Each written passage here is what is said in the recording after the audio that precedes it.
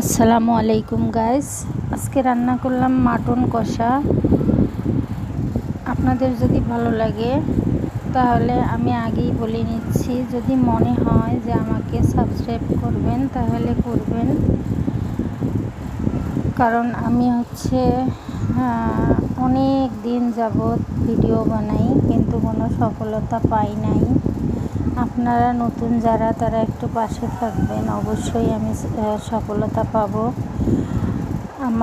আপনাদের কাছে অনেক অনুরোধ রইল যেন আপনারা আমাকে চ্যানেলটাকে একটু সাবস্ক্রাইব করে দিবেন, এটা আমার আশা রাখি।